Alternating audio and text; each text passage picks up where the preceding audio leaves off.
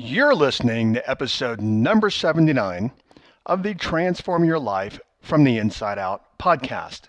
In this episode, we talk about control, which we've talked about before, but in this episode, we talk about you are not in control, your brain is. And if you think you're in control, keep listening. Hi, I'm Jim Fortin, and you're about to start transforming your life from the inside out with this podcast. I'm widely considered the leader in subconscious transformation, and I've coached super achievers all around the world for over 25 years. Here, you're going to find no rah-rah motivation and no hype, because this podcast is a combination of brain science, transformational psychology, and ancient wisdom all rolled into one to take your life to levels you've never thought possible.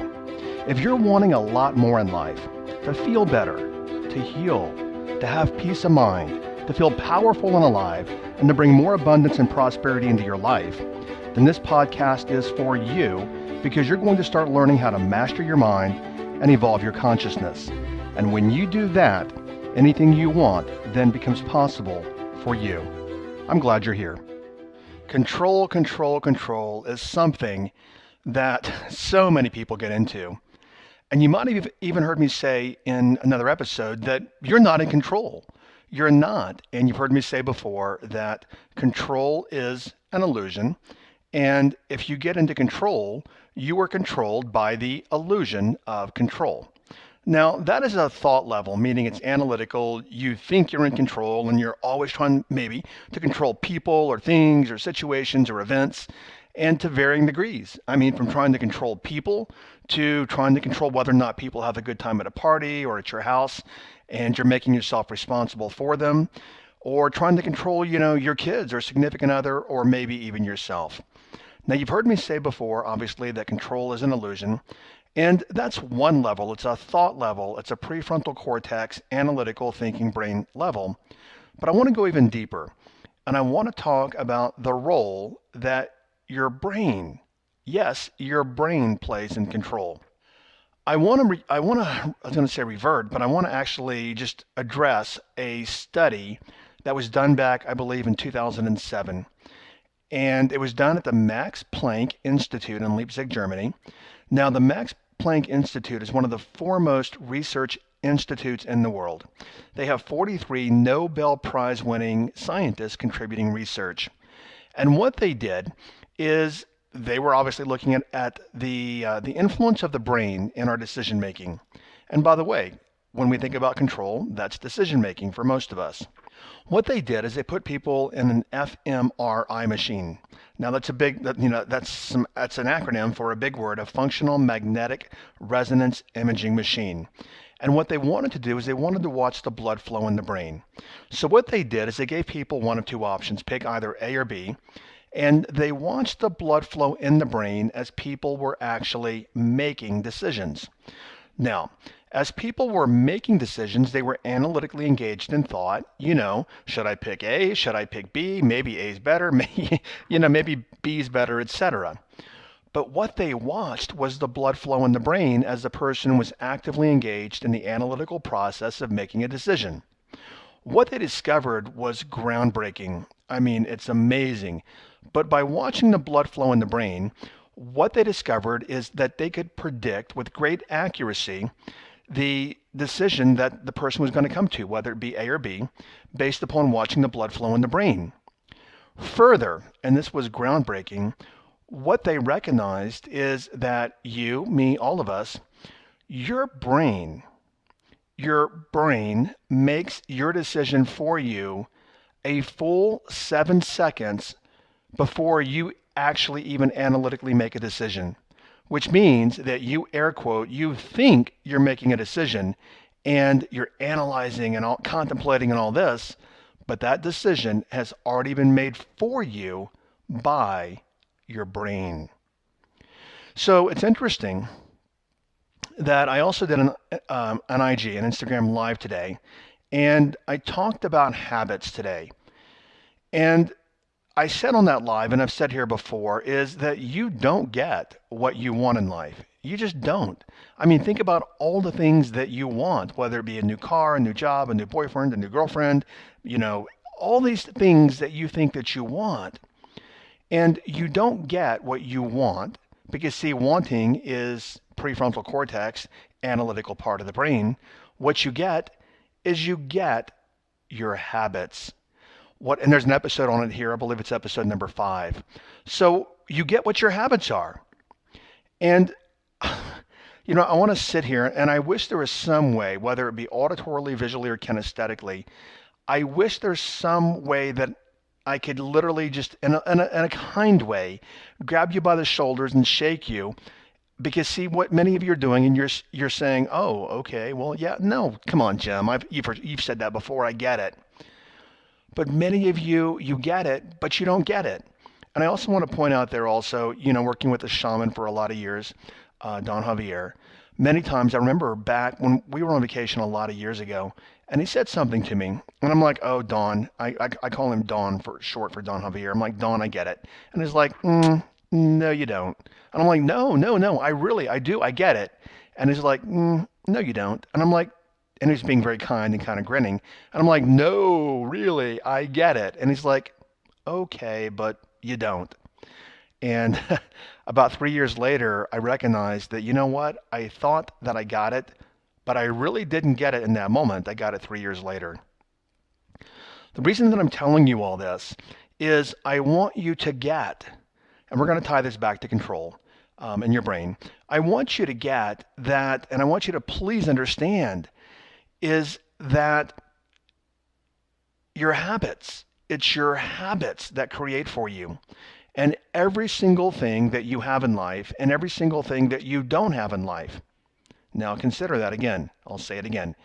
Everything that you have in life, whether it be $7 or 700,000 or 7 million or 700 million, everything that you have and everything that you don't have, and I can tie it to health and I can tie it to many areas of your life, everything you have and don't have is a reflection of your habits.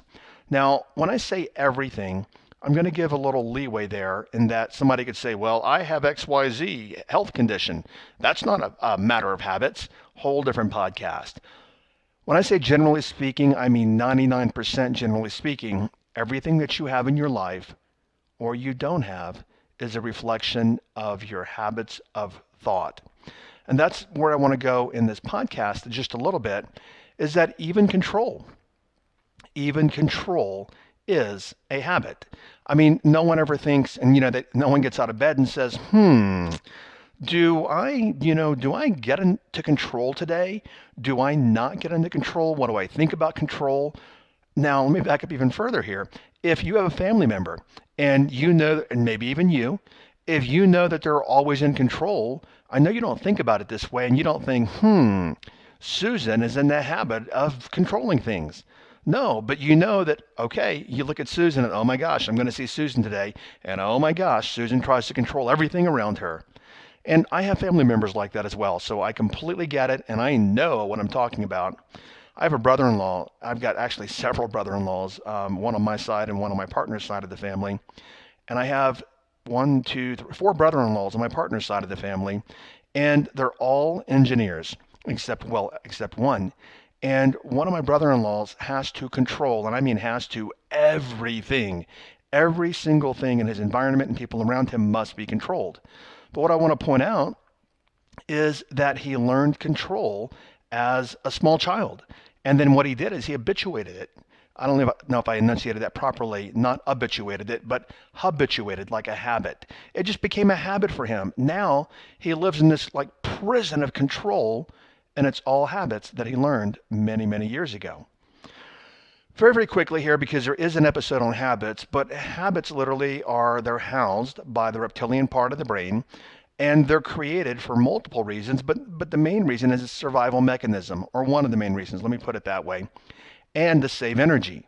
What I mean by that is, an example I use all the time, is imagine if you, if you had to learn to ride a bike every time you wanted to learn to ride a bike.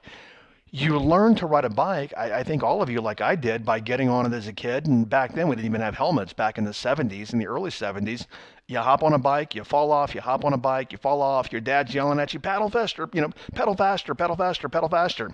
And you learn through repetition, which is actually how we learn, is through repetition. But you learn through habit, and then you habituate it. And then after you've learned to ride a bike, you don't walk out like me or, my brother and sister and I used to throw our bikes on the front porch and in the front yard.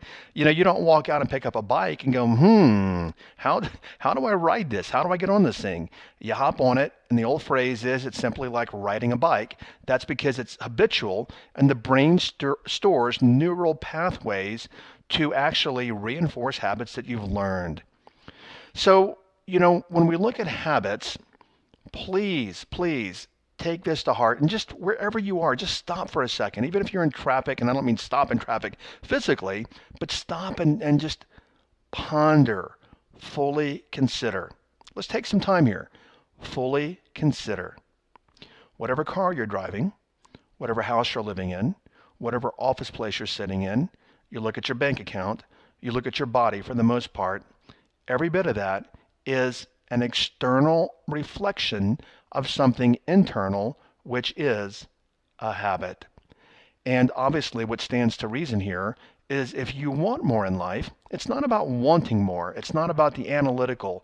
It's about actually creating the habits to actually create the outcomes that you want. Now, let's look at control and the brain for a second. And by the way, we're not going all deep dive neuroscience or any of that. But a phrase that I use is to cake or not to cake. And yes, I said the word cake. So let's say, for example, that you're sitting there in a restaurant and the dessert tray, rolls by, and you're looking at that cake, and you're a person who eats cake because you also have it in your identity, and you've eaten chocolate cake for a lot of your life. What happens is to cake or not to cake, the prefrontal cortex analytical part of the brain says, nope, you're not going to fit into your size 6 anymore. You're on a diet, or your suit's not going to fit anymore. Your shorts or whatever. The prefrontal cortex analytical part of the brain is saying, no, no, no. This is the power of habits and even in control. So what you try to do is you try to control having to cake or not to cake. And you start talking to yourself about, nope, I'm not going to do it. I've got willpower. And then before you know it, the more you think about cake, the more you're wanting cake. And this is also called compounding. And then guess what? The tray, I'm laughing because the dessert tray passes by and you call the waiter back, and guess what you order? You order cake. What I want you to notice with this example is the amount of control that you tried to exercise, because people will say things like, I have no self-control. What I want you to notice here is it's not about control. It's about habits. And the way that this happens, this little scenario that I just gave you is also mentioned in episode number 5, is that whatever habits we have, the reptilian brain works from the positioning that whatever habits you have are survival mechanisms, because we have to have habits for survival. I mean, imagine if you had to, you had to relearn how to fill up a glass of water, and hey, by the way, I'm going to learn that's where the water comes from, out of the faucet, spigot, bottle, whatever, and we have to relearn and relearn and relearn. I mean, we spend an entire lifetime relearning basically how to eat, walk, everything. So the reptilian brain, the way that it views habits is survival mechanisms. And because it views our habits as survival mechanisms, even what we deem as negative habits or counterproductive, like smoking and things of that nature, what happens is the brain gives us, the reptilian part of the brain, gives us urges, which are emotional, and it gives us urges, which come from the reptilian part of the brain, and then they become emotional. And then what happens is we get into a reptilian brain and a limbic system, which is a mammalian brain, fight against the prefrontal cortex, the thinking part of the brain. In simple English, what that means is the thinking part of the brain starts fighting the emotional part of the brain. And do I have to do I have to tell you what happens when, and by the way, we think it's us. We personalize it saying, oh, me, I'm thinking XYZ. No, different parts of your brain are doing different activities. So what happens is the reptilian part of the brain is going cake, cake, cake, cake, cake. We want cake. I want cake, cake. And the prefrontal cortex thinking part of the brain is going no, no, no. And because it might be a habit to eat cake or to eat sweets, what happens is the prefrontal cortex, the reptilian part of the brain engages the limbic system, which is the emotional part of the brain, And like I said, I don't have to tell you what happens when you get in a tug of war between something emotional and something rational, or not even rational, something analytical. What happens is that the analytical part of the brain and thought process always loses to the emotional thought, which originate with the habits which originate in the reptilian part of the brain. Whew, that was a mouthful, but what I want to share with you, make it really simple, is your emotions are stronger than your analytical thought. So what I want you to focus on is stop trying to control things in your life, because you've heard me say before, a whole episode, you can't control squat in your life. And you've heard me say before that you can't even control your own thoughts. And I see a lot of motivational speakers, and they'll say things like, control your thoughts. And by the way, I did put out a video a long time ago that said control, and I had the word control, but that was simply for marketing purposes because it was simpler to explain that way in case anybody sees that and says, hey, Jim, yeah, but what about? But what I want you to focus on is not controlling anything. I want you to focus on your habits. Now, I don't know when you're going to listen to this episode. And by the way, if you're new here, welcome. And if you're new here, like you hear me say every 3, 4, or 5 episodes, go back to the beginning, start episode number 1, and start listening there. Now, the reason I started that conversational thread or that loop is because we're about to roll into 2020. And I don't know where you are right now in your life.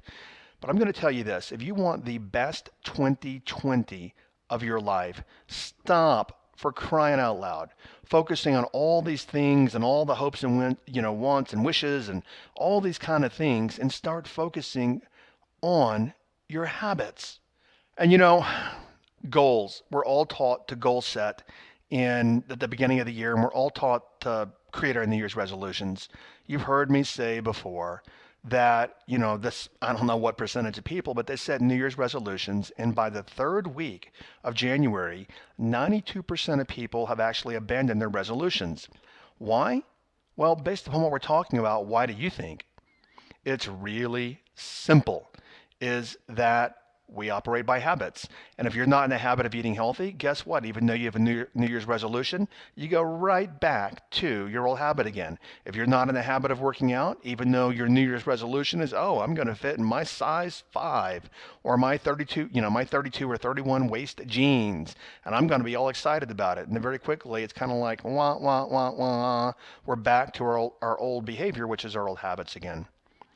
So I want to share something else with you here about control. I'm not sure if you put this together in your mind yet, though I did allude to it, and I want to reference it again, is that if you are at air quote, if you are, actually that'd be N, no, anyway, vowels and consonants, all that. Anyway, I'm thinking here, and when I get lost in thought, I just keep on going. Oh, I want to point out also, somebody had said over on Instagram what they liked about the podcast is that it's really unfiltered to a large degree, and I make mistakes all over the place. I mean, geez, guys, like Martin Luther King said, it doesn't matter how you say, just say it.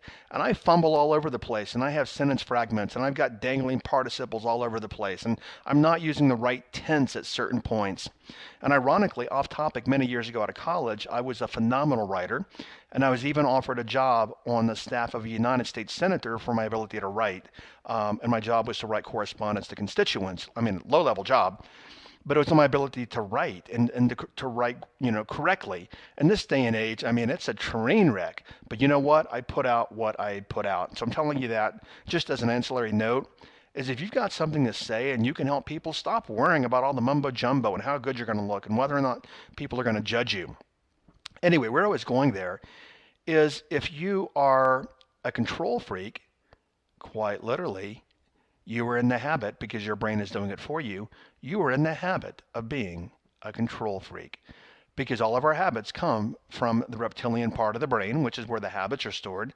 And if you are a control freak, which basically means a habit is something that happens automatically. And if you're a control freak, that happens automatically. I mean, you don't have to get out of bed and say, should I be a control freak today? And have I been a control freak? And what habits do I? No, it just happens automatically, which means it's a habit. So that's why I'm tying habits into control in this particular episode, to show you, as I said earlier, you ain't in control of squat. Your brain is. I want to back up here on a point that I made earlier as well. Some people have said, I don't buy the science because that means we have no free will. And I've even heard some people try to make that argument. And no, we do have free will. What the study has also shown is a split second before we execute a habitual behavior, we can actually, in that split second, redecide not to do the habit. So I just want to share with you, yes, we are not robots. We are not robots to the brain. We do have free will. We do work by habit. And literally for most of us, it's unconscious and just happens day in, day out, week in, week out, minute in, minute out, second in, second out. But we do have the opportunity, that split hair second before we execute a behavior, to analytically think through what we may or may not do. Okay, so you've heard me say before as well, is stop changing the mindset. See, a lot of you, anytime that you say you want to change your mindset, is that what you're really saying is you want to control your brain set, which comes from the reptilian part of the brain. And I'm going to share something with you here also. Some of you guys might get some pushback, give me some pushback, and that's okay. But what I want to share with you, and I also did an episode on this, is about how beliefs can be completely worthless and how beliefs can keep you trapped. Because on the opposite end of the spectrum, there's a book many years ago, I believe written by Claude Bristol, that said that, I think it's called the Magic of Beliefs. Yeah, beliefs can be magic, but they also keep the majority of the population all around the world trapped.